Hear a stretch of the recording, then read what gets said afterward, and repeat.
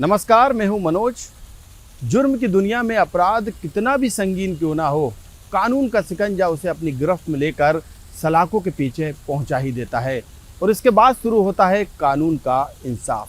कुछ ऐसी सनसनीखेज वारदातों के साथ मैं क्राइम फाइल लेकर हाजिर हूं।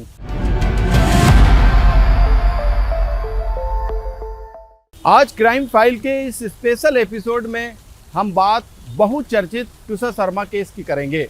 भले ये मामला राजधानी भोपाल से सामने आया हो, लेकिन अब इसकी चर्चा पूरे देश में हो रही है। सबसे पहले हम ट्विशा शर्मा को जानते हैं और समझते हैं। पंडित जी, उसको शादी मेरे से करनी है, आपसे नहीं।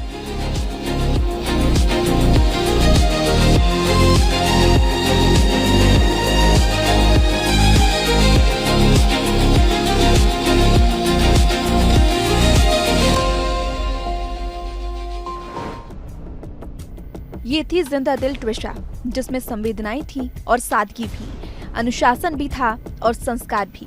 ये तस्वीरें ही बयां कर रही हैं। ट्विशा अपनी शादी को लेकर किस तरह से खुश थी, इन तस्वीरों में साफ समझा जा सकता है। लेकिन शादी के बाद उसकी जिंदगी में सब कुछ बदल गया। दरअसल ट्विशा मूल रूप से यूपी के नोएडा की रहने वाली थी। उसकी शादी पिछले साल दिसंबर में भोपाल निवासी वकील समर्थ सिंह से हुई थी। ट्विशा का भाई हर्षित शर्मा भारतीय सेना में मेजर है। ट्विशा ने मॉडलिंग से करियर की शुरुआत की। वह 4 तेलुगु फिल्मों और कई विज्ञापनों में काम कर चुकी थी। दोनों की डेटिंग ऐप से मुलाकात हुई। बाद में परिवार की सहमति से 12 दिसंबर 2025 को शादी हुई। उसकी मां गिरिबाला सिंह रिटायर जिला जज हैं। ग्लैमर और मॉडलिंग की दुनिया में अपनी अलग पहचान बना चुकी ट्विशा कभी मल्टीनेशनल ब्रांड का चेहरा रही थी। तेलुगु फिल्मों में अभिनय, मिस पुणे का खिताब और मॉडलिंग की चमक दमक के बीच उसने अपनी अलग पहचान बनाई थी। लेकिन उसकी जिंदगी का अंत बेहद दर्दनाक हालत में हुआ। 2009 से 2012 में ट्विशा शर्मा ने मॉडलिंग शुरू की। 2012 में मिस पुणे का खिताब जीता। मिस पुणे बनने के बाद विज्ञापन, मॉडलिंग के अवसर मिले। डव और लॉरियल जैसे ब्रांड के विज्ञापन किए।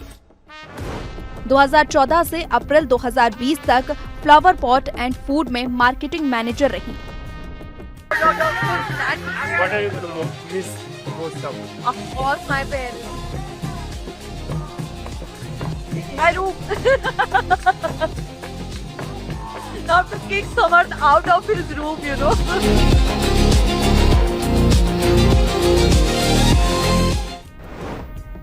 ट्विशा ने मॉडलिंग की दुनिया में आने के बाद कई नामी मल्टीनेशनल ब्रांड्स के लिए एड शूट किए थे।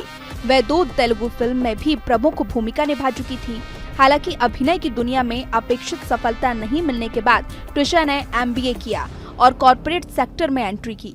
करीब 2 साल तक कॉर्पोरेट सेक्टर में काम करने के दौरान उसकी मुलाकात मैट्रिमोनियल साइट के जरिए बाग मुगालिया एक्सटेंशन के रहने वाले समर्थ सिंह से हुई। दोनों के बीच नजदीकियां बढ़ी और शादी हो गई। तेलुगु मूवी से फिल्मी दुनिया में रखा कदम। 2021 में फिल्म मुग्गुरू मोनागल्लू में प्रमुख किरदार थी। 2018 में हिंदी शॉर्ट फिल्म जरा संभलके में काम किया। 2021 तक तेलुगु फिल्म इंडस्ट्री में सक्रिय रही। ट्विशा की शख्सियत का एक पहलू उनका शांत और आध्यात्मिक स्वभाव भी था। वे एक योग ट्रेनर थी और नियमित रूप से प्राचीन ध्यान पद्धति विपश्यना का अभ्यास करती थी। वे अपनी सहेलियों के बीच हमेशा खुद को ग्रूम करने और लाइफ में कुछ न कुछ नया सीखने के लिए जानी जाती थी।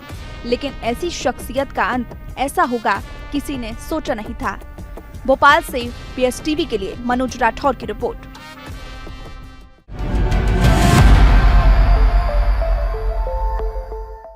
आपने अभी ट्विशा शर्मा की खुशियों को करीब से देखा, लेकिन अब हम आपको आगे उस खौफनाक मंजर को बताएंगे जो चीख चीख कर एक बेटी के लिए न्याय मांग रहा है।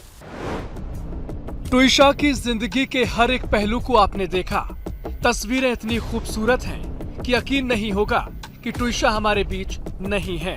लेकिन शादी के बाद उसकी जिंदगी में जो कुछ हुआ, उसने ट्विशा को परिवार से हमेशा के लिए छीन लिया।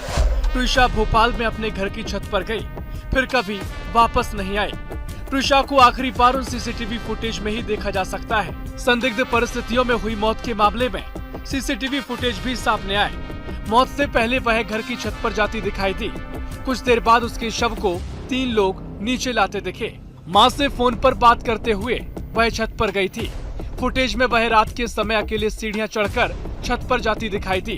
11 मई की शाम ट्विशा ब्यूटी पार्लर से घर लौटी थी। टीवी देखते समय उसकी मां का फोन आया। बात करते हुए वह छत पर चली गई। कुछ देर बाद कॉल डिस्कनेक्ट हो गया। वीडियो के जरिए वो ये समझाना चाह रही हैं कि भाई हमारा कोई इस सुसाइड के पीछे कोई इन्वॉल्वमेंट नहीं है। हालांकि मामला जो है दहेज हत्या का है। एक चीज बताइए, टेरेस तो ऊपर था जहाँ पे बोल रहे दुर्घटना हुई है। क्या चोर चकारी घर के अंदर होती है, घर से बाहर आए? चोर कहाँ से घर में आता है? आप सीसीटीवी क्यों लगाते कि कोई दुर्घटना हो जाए, कोई हम हो तो हम उसको कैप्चर कर सके? तो पूरा प्री प्लान मान रहे हैं। आपको क्या लग रहा है कि घर में आप घर के अंदर हॉल में लगाते हैं सीसीटीवी, सीढ़ियों में लगाते हैं या बाहर लगाते हैं? कहाँ लगाते हैं सीसीटीवी कैमरा? तो अंदर क्यों लगा और सीपीआर उधर ही क्यों कर रहे? टेरेस में क्यों नहीं है सीसीटीवी कैमरा? इलाज का भी बात की थी कि इलाज भी चल रहा था ट्विशा का, उसका काउंसलिंग करा रहा। जिसके लिए उन्होंने ही उसको बोला और उसको जिद करके लेके जा रही, किस बात का? उस हॉस्पिटल में जिधर उनकी बहन काम करती है, अब उसी हॉस्पिटल में उसका ट्रीटमेंट। मुझे कुछ इस चीज पे, और वो दवाई नहीं खा रही थी, ये इनको खिलवा, वो खाया भी नहीं उन्होंने, रिपोर्ट में आ जाती है। वो उनको घोषित करना चाहती है कि वो पागल थी, वो नहीं थी। उन्होंने के मैसेजेस में लिखा है ये बात होती थी कि इनको जानबूझकर फोर्स किया जाता था हर चीज के लिए। सीसीटीवी फुटेज में ट्विशा शाम 7:20 पर सीढ़ियों से ऊपर जाती दिखी। सीढ़ियों पर पीले रंग की टी-शर्ट पहने हुए एक युवक घुटनों के बल बैठा दिखाई दिया।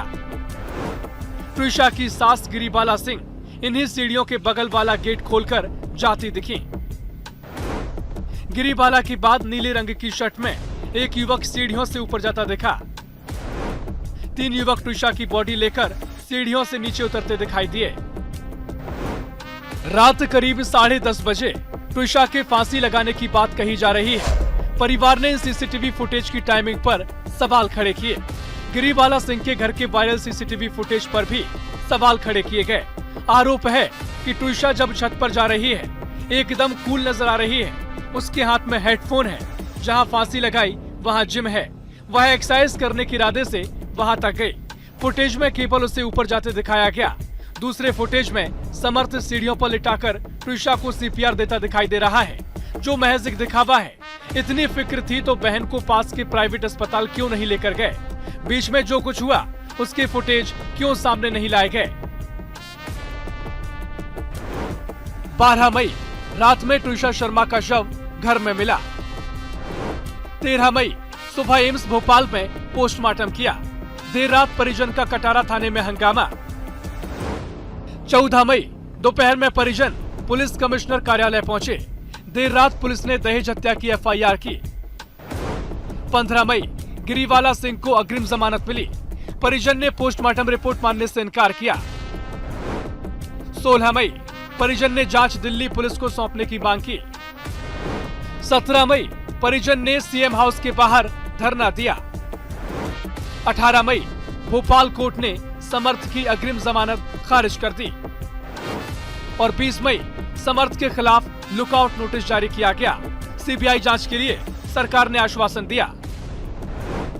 21 मई गिरिबाला सिंह की कॉल डिटेल में रसूखदारों का खुलासा। 22 मई सरकार ने सीबीआई जांच की सिफारिश की। हाईकोर्ट ने सेकंड पोस्टमार्टम की अनुमति दे दी। अभी तक न्याय नहीं मिला आपको, क्या मांगे हैं आपकी? क्योंकि लगातार आपका कहना है कि पीएम दोबारा हो, इसके अलावा जो है जांच पर आपको भरोसा नहीं है यहाँ की पुलिस पर।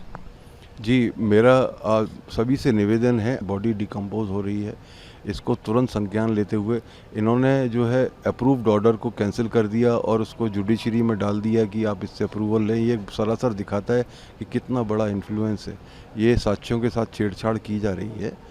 मेरा विनम्र निवेदन है कि बॉडी को तुरंत जो है संज्ञान लेते हुए सीएम मोहन यादव से रिक्वेस्ट है, मुझे सभी पदाधिकारियों से रिक्वेस्ट है, इसका संज्ञान लेते हुए तुरंत बॉडी को सुरक्षित एम्स दिल्ली भिजवाया जाए ताकि इसकी सही न्यायिक जांच हो सके, सही प्रामाणिक जांच हो सके।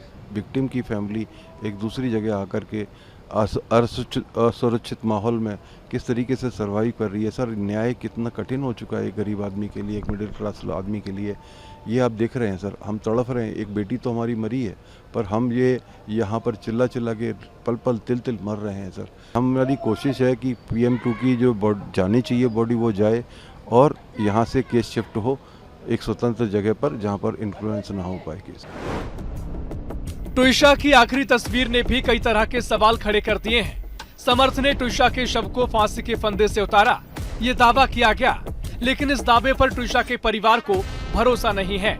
कई तरह के सवाल हैं, जिसके चलते परिवार का भरोसा पुलिस से ही नहीं बल्कि न्याय व्यवस्था से भी उठ गया।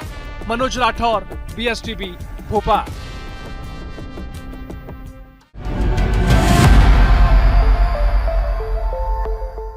इस पूरे मामले में ट्विशा शर्मा को न्याय दिलाने के लिए परिवार ने कोई कोर कसर नहीं छोड़ी।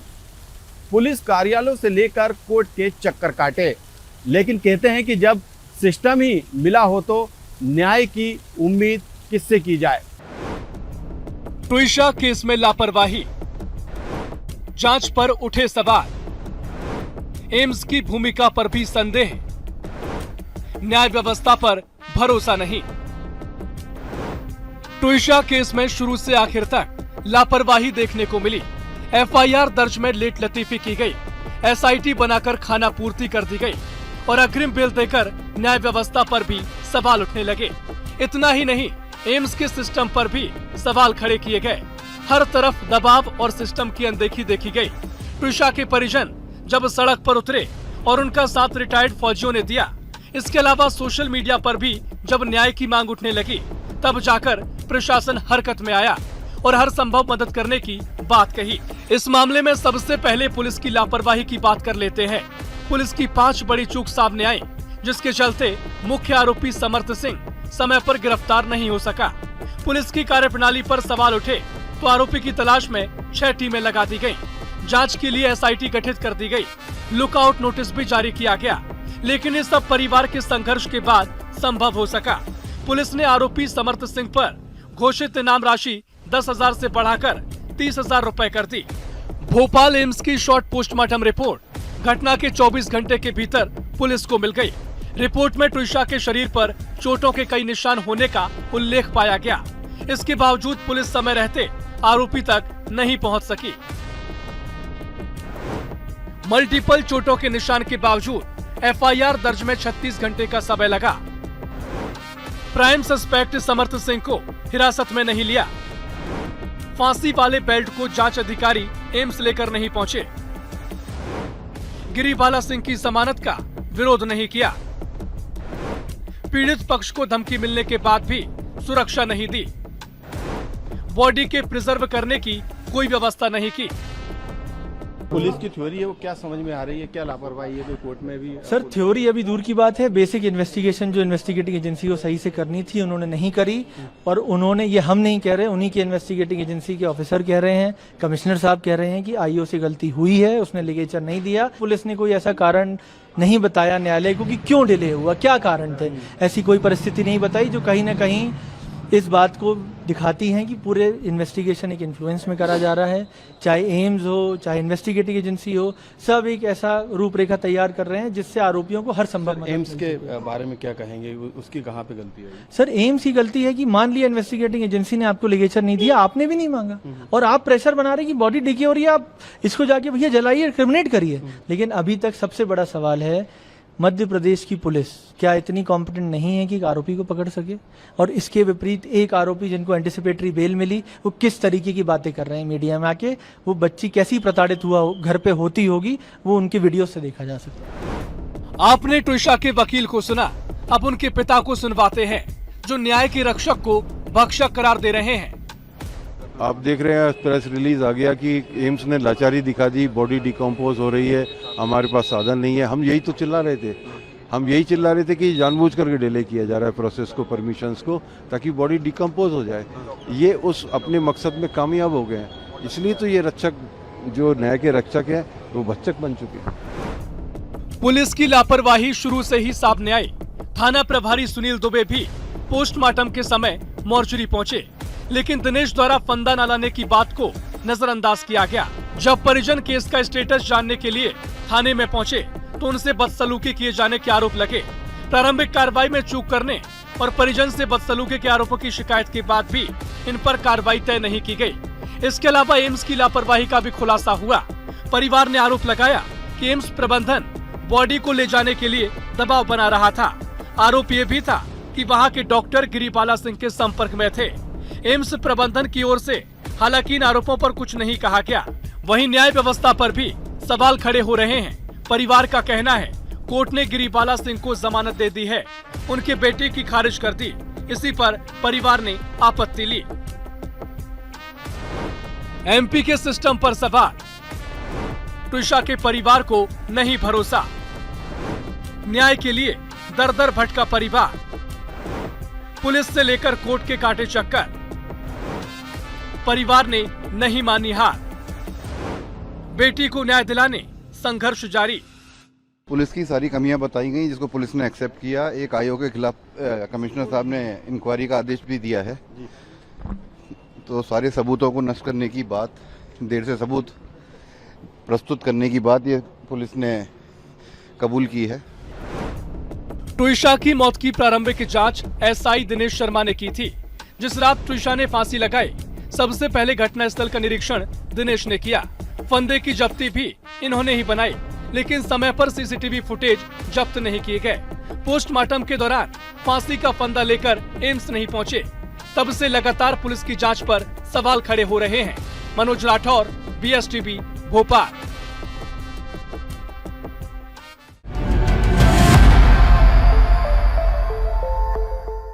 अब इस पूरे मामले में परिवार को न्याय की उम्मीद जागी है।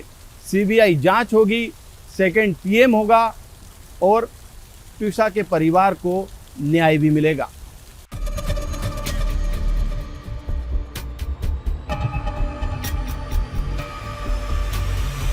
मेरी बेटी को इंसाफ दिलाओ सर, कैसे भी मेरी बेटी को इंसाफ दिलाओ। भोपाल के चर्चित ट्विशा शर्मा मौत मामले में लगातार नए खुलासे सामने आ रहे हैं। मौत से पहले सामने आए ट्विशा के व्हाट्सएप और इंस्टाग्राम चैट में उन्होंने खुद को ससुराल में फंसा हुआ बताया और मानसिक प्रताड़ना के गंभीर आरोप लगाए थे। इन चैट्स को कोर्ट ने महत्वपूर्ण साक्ष्य माना है। दरअसल चैट और मुलाकातों का सिलसिला आगे बढ़ा और दिसंबर 2025 में दोनों ने धूमधाम से शादी कर ली। शादी के बाद ट्विशा नोएडा और दिल्ली की अपनी जिंदगी छोड़कर भोपाल के कटारा हिल्स बाग मुगालिया एक्सटेंशन स्थित अपने पति समर्थ के साथ घर आई। लेकिन शादी के कुछ ही वक्त बाद वह खुशियां जो डेटिंग ऐप पर शुरू हुई थी, मानो एक गहरे और खौफनाक द्विस्वप्न में तब्दील होने लगी। शादी के महज 4-5 महीने बाद ही यानी 12 मई 2026 की रात को भोपाल के कटारा हिल्स इलाके से एक ऐसी खबर सामने आई जिसने सबको झकझोर कर रख दिया। ट्विशा शर्मा का शव उनके ससुराल में फंदे से लटकता मिला। मां से फोन पर बात की, घर में हलचल तेज हुई।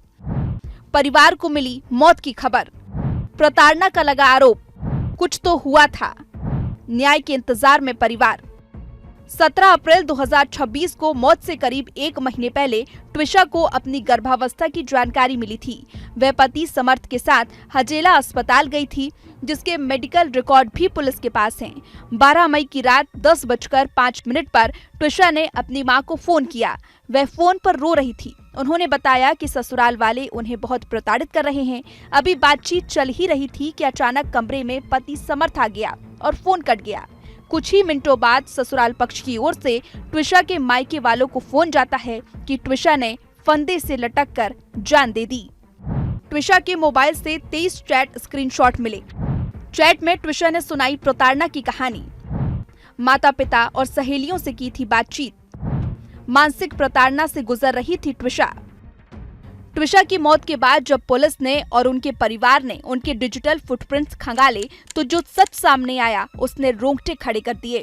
ट्विशा के मोबाइल से कुल 23 चैट स्क्रीनशॉट मिले जो उन्होंने अपनी मौत से कुछ दिन पहले अपने माता पिता और सहेलियों को भेजे थे। ये चैट्स चीख कर बयां कर रहे थे कि वह किस कदर मानसिक और शारीरिक प्रताड़ना से गुजर रही थी। अपनी दोस्त मीनाक्षी को इंस्टाग्राम पर भेजे आखिरी संदेश में ट्विशा ने लिखा था, मैं फंस गई हूँ यार, तुम मत फंसना, ज्यादा बात नहीं कर सकती, सही समय आने पर कॉल करूंगी। वहीं अपनी मां को भेजे वॉइस नोट और मैसेज में उन्होंने घुटन और प्रताड़ना का जिक्र करते हुए कहा था, मुझे बहुत ज्यादा घुटन हो रही है माँ, क्यों भेजा मुझे यहाँ, ये लोग मुझे जीने नहीं देंगे, मैं यहाँ पागल हो जाऊंगी। चैट में ट्विशा ने यह भी बताया था कि उनके पति समर्थ उनसे पूछते थे कि पेट में किसका बच्चा है, जिसके बाद कथित तौर पर उन पर गर्भपात का दबाव बनाया गया। उन्होंने अपनी मां से मिन्नत करते हुए लिखा था कि मुझे यहां से आकर ले जाओ और कहा था कि उनके पति यह कहते हैं कि वे 1 साल से उन्हें झेल रहे हैं और उन्हें समझ नहीं आता कि उनकी गलती क्या है। ट्विशा शर्मा की मौत के बाद भोपाल से लेकर नोएडा तक हड़कंप मच गया है। ट्विशा के भाई भारतीय सेना में मेजर हैं। चूंकि ट्विशा की सास रिटायर्ड जज हैं, इसलिए भोपाल पुलिस शुरुआत में मामले को दबाने की कोशिश कर रही थी। परिवार के भारी दबाव के बाद पुलिस ने पति समर्थ सिंह और सास गिरिबाला सिंह के खिलाफ दहेज हत्या और प्रताड़ना का मामला दर्ज किया। पोस्टमार्टम में मौत की वजह हैंगिंग बताई। ट्विशा के शरीर पर चोट के निशान भी मिले। बेल्ट की जांच में भी हैंगिंग की बात कही। बेटी को न्याय दिलाने के लिए परिवार ने मुख्यमंत्री को ओएसडी से मिलकर 2 प्रमुख मांगे रखी। ट्विशा का दोबारा पोस्टमार्टम दिल्ली एम्स में कराया जाए, क्योंकि मध्य प्रदेश के जुडिशियल और पुलिस सिस्टम पर आरोपी परिवार का गहरा प्रभाव है। इस पूरे मामले की अदालती सुनवाई किसी दूसरे राज्य में ट्रांसफर की जाए। बढ़ते जनाक्रोश और मामले की गंभीरता को देखते हुए भोपाल पुलिस ने आनन फानन में 6 सदस्यीय विशेष जांच दल का गठन किया। इस बीच ट्विशा का शव डिकम्पोज होने लगा। बेटी के लिए न्याय के लिए दर दर भटक रहे परिवार के आरोपों के बीच आरोपी गिरिबाला सिंह भी मीडिया के सामने आई। उन्होंने अपनी बहू और उसके परिजनों पर कई सवाल उठाए। भोपाल के मनोचिकित्सक डॉक्टर सत्यकांत त्रिवेदी के पास ट्विशा का इलाज और काउंसलिंग चल रही थी। आरोपी समर्थ के वकील ने कहा कि ट्विशा बेहद खर्चीली थी और दहेज का कोई मामला नहीं है, बल्कि ससुराल वाले उन्हें नियमित रूप से 5,000 से 50,000 रुपए तक ऑनलाइन ट्रांसफर करते थे, जिसके बैंक रिकॉर्ड कोर्ट में पेश किए गए। घटना वाले दिन भी ट्विशा पार्लर गई थी। उन्होंने अमेज़न से एक पार्सल मंगाया था, जो अब तक खुला नहीं है। हालांकि गिरिबाला और उनके वकील के आरोपों को ट्विशा के परिजनों ने सिरे से खारिज कर दिया है। ट्विशा शर्मा की मौत कैसे हुई, इससे अभी भी पर्दा नहीं उठा है। शुरुआती जांच में पुलिस आत्महत्या का मामला मान रही है। वहीं परिजनों का कहना है कि उसकी हत्या हुई है। ट्विशा की मौत के बाद गिरिबाला सिंह ने कई लोगों को फोन लगाए थे। कहा जा रहा है कि उनमें कई जज भी हैं। जांच के दौरान पूर्व जज गिरिबाला सिंह की कॉल डिटेल सामने आई हैं। ये कॉल डिटेल्स 12 से 13 मई की हैं। रिपोर्ट्स के अनुसार इनमें 46 ऐसे नंबर मिले हैं। इन नंबरों पर गिरिबाला सिंह ने फोन लगाए थे। इसमें कई जजों के नंबर भी शामिल हैं, जिनसे गिरिबाला सिंह ने बात की। जजों के अलावा 2 नंबर उन टेक्नीशियनों के भी हैं जो उनके घर में लगे सीसीटीवी कैमरों को मेंटेन करता था। इस मामले की जांच अब सीबीआई करेगी। दोबारा पीएम भी होगा। इतना ही नहीं, पुलिस की जांच में गिरिबाला भी मदद नहीं कर रही है। ये जो मीडिया में 7 दिन बाद आई है, क्योंकि इनके बेटे की रिजेक्ट बेल हो गई है, वो एक पहली बात है। और ये जो झूठे आंसू, ये तो भी सब्जेक्टिव है, आपको लगे या ना लगे, मुझे तो काफ़ी झूठे लगे इनके आंसू बहाना। दूसरी चीज़, ये जो आरोप लगाए जा रहे हैं, एक डेड डिसीज पे जो आरोप लगाए जा रहे हैं, इससे इनकी सोच बाहर आती है कि कैसे इतने दिन तक शांत थी, पर अचानक से एक मौका नहीं छोड़ा। एक जो जिनकी मृत्यु हो गई उन पे आरोप लगाए जा रही है, घटिया आरोप, जिसके बेसलेस आरोप है, जिसकी रिपोर्ट्स भी है, जो कम्प्लीटली बोला जाता है कि बेसलेस आरोप है। वीडियो के जरिए वो ये समझाना चाह रही हैं कि भाई हमारा कोई इस सुसाइड के पीछे कोई इन्वॉल्वमेंट नहीं है, हालांकि मामला जो है दहेज हत्या का है। एक चीज़ बताइए, टेरेस तो ऊपर था जहाँ पे बोल रहे दुर्घटना हुई है, क्या चोर चकारी घर के अंदर होती है, घर से बाहर आए? चोर कहाँ से घर में आता है? आप सीसीटीवी क्यों लगाते कि कोई दुर्घटना हो जाए, कोई हार्म हो तो हम उसको कैप्चर कर सके? पूरा प्री प्लान मान रहे हैं। आपको क्या लग रहा है कि घर में, आप घर के अंदर हॉल में लगाते हैं सीसीटीवी, सीढ़ियों में लगाते हैं या बाहर लगाते हैं? कहाँ लगाते हैं सीसीटीवी कैमरा? तो अंदर क्यों लगा और सीपीआर उधर ही क्यों कर रहे? टेरेस में क्यों नहीं है सीसीटीवी कैमरा? इलाज का भी बात की थी कि इलाज भी चल रहा था ट्विशा का, उसका काउंसलिंग करा रहा है। जिसके लिए उन्होंने ही उसको बोला और उसको जिद करके लेके जा रही, किस बात का? उस हॉस्पिटल में जिधर उनकी बहन काम करती है, अब उसी हॉस्पिटल में उसका ट्रीटमेंट, मुझे कुछ इस चीज पे, और वो दवाई नहीं खा रही थी, ये इनको खिलवा, वो खाया भी नहीं उन्होंने, रिपोर्ट में आ जाती है। ट्विशा केस में कई बड़े सवाल हैं। मामले की जांच चल रही है। सुसाइड है या फिर मर्डर, सभी एंगलों को देखा जा रहा है। लेकिन इन सब के बीच ट्विशा को न्याय कब मिलेगा, ये सबसे बड़ा सवाल बना हुआ है। भोपाल से BSTV के लिए मनोज राठौर की रिपोर्ट। ट्विशा शर्मा के लिए न्याय की लड़ाई आगे भी जारी रहेगी। फिलहाल क्राइम फाइल में आज बस इतना ही। आप रहें सतर्क और सावधान। मुझे दीजिए इजाजत।